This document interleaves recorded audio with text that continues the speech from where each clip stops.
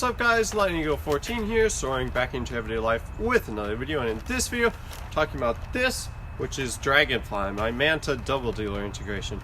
Hope everyone had a happy holidays and got lots of cool nerfy stuff to play with. I personally got a Megalodon, and I'm pretty excited to mod that into a shotgun 3D printed blaster, so we're going to be talking about Dragonfly today. So I'll just kind of go over how I made it, and sort of some of the challenges that I faced, and sort of how I've been using it and playing it with it, and sort of how it's served me over the now couple of months that I've been using it actually. So like I believe I said earlier, Dragonfly is a Manta'd double dealer integration.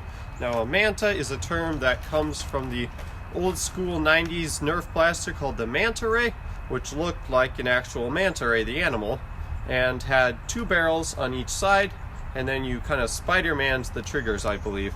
And so that's kind of where the whole name comes from, and what it means is when you connect two blasters together at the handles and also the priming handles if it has priming handles. So it's actually a very simple integration to do, and I definitely recommend it as a beginner integration. It just looks really cool and is really functional as well.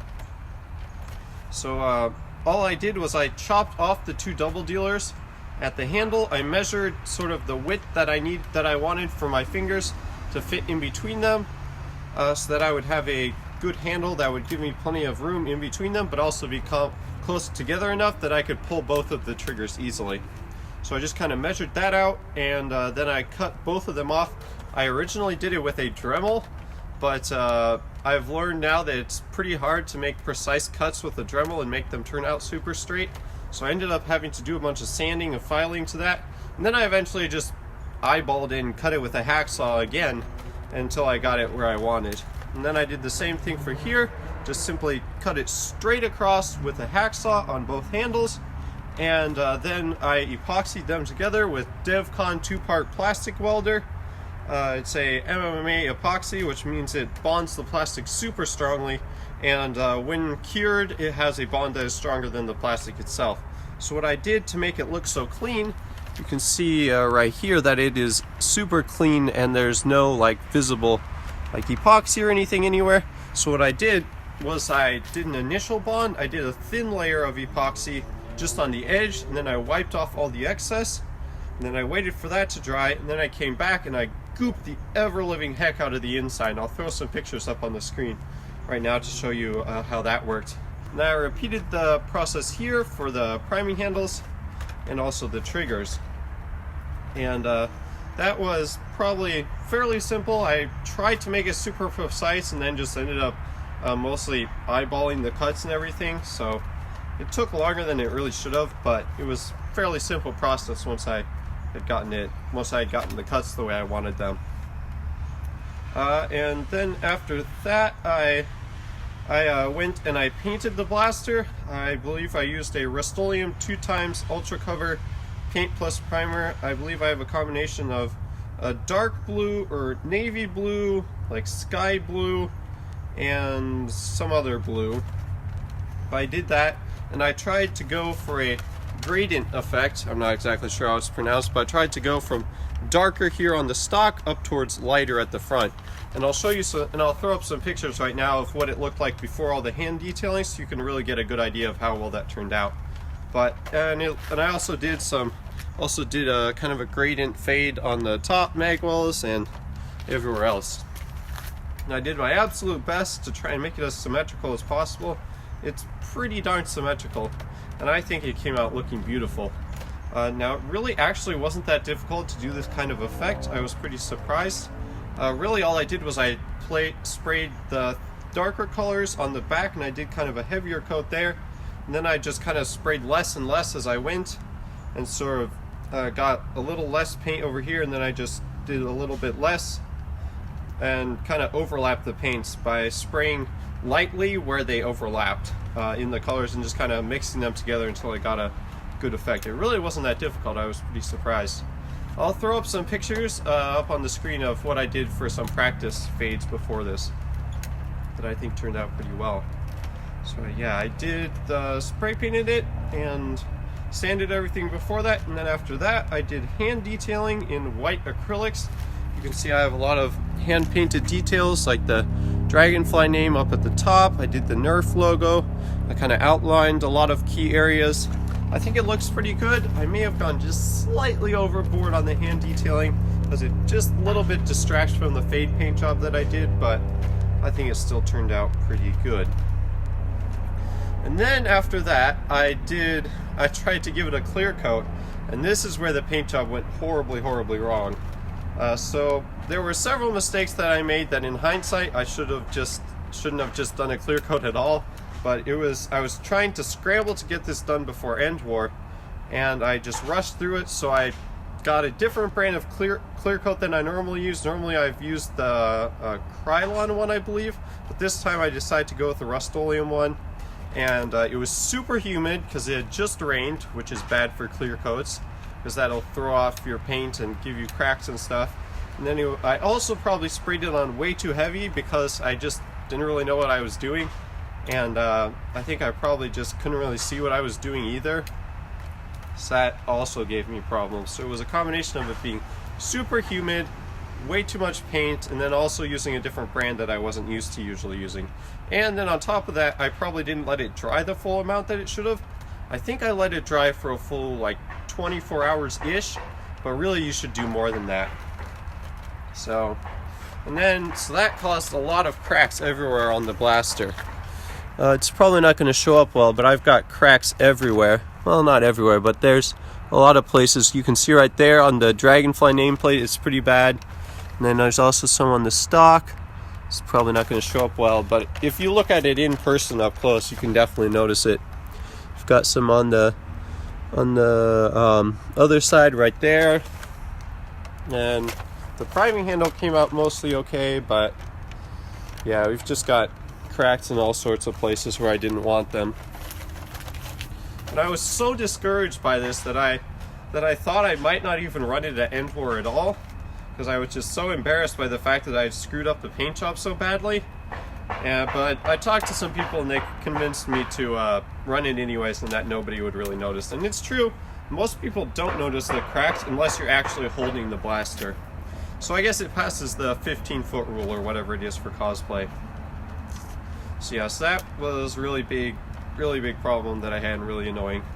The other main issue that I had was the reliability. For the longest time, I could not get this blaster to work reliability. I was having jamming issues left and right.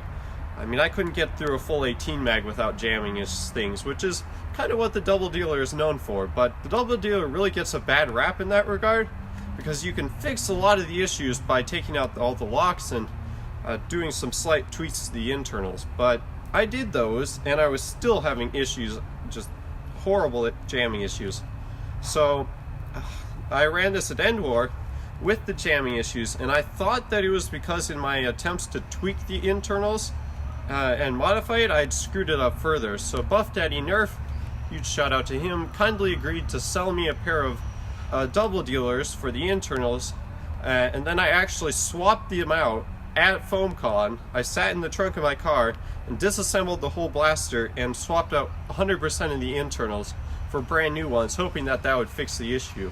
And I fired a couple of shots through it over the chronograph and stuff and thought it was fine, and then I went and I played in the super hot 90-degree Georgia heat, and I quickly decided that running this blaster in Georgia heat with no sling, because this thing is extremely heavy, with like 8 magazines loaded, it's very heavy.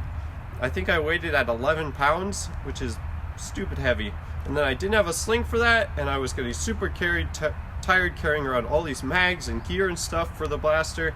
And then on top of that, I was having all these reliability issues. I couldn't get darts to feed correctly, so I just gave up for the second mission and then used a retaliator. And then I ended up dying to Buff Daddy, who tagged me as a boomer, so oh well. But since then, I have done more tweaking, and I believe what I did that fixed it was I actually lubricated the breech. So what I did was I lubricated the inside of my drum mags, which I'm not supposed to do, but whatever. And then my theory is that some of that got onto the breech and that lubricated things, and that's allowing it to feed darts better. But right now it's 100% reliable, or like 99.9% reliable. I've successfully fed 400 plus darts through this consecutively with only one jam, which is pretty darn good considering the horrible reputation that the double dealer has for jamming.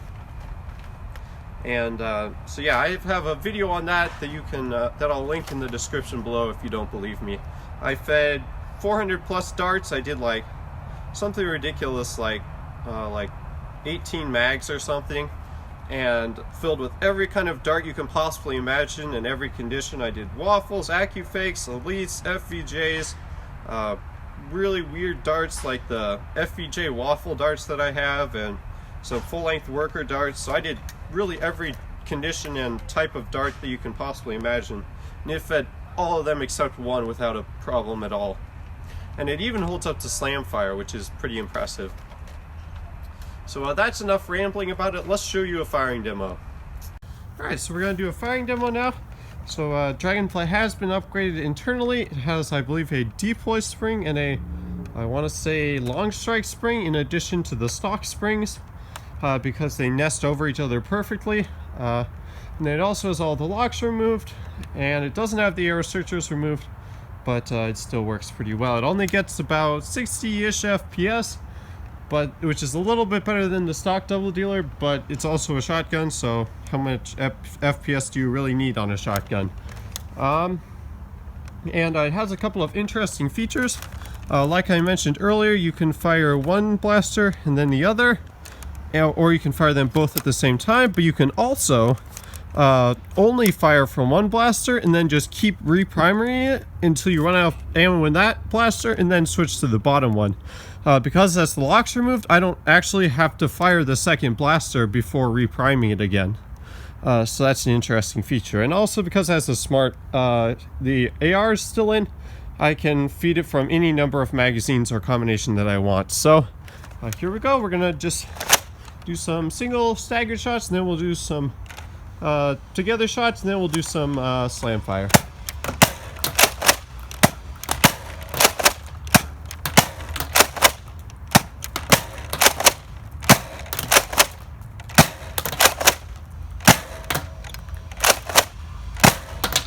And we'll do the last couple. I believe we have a couple more left in slam fire.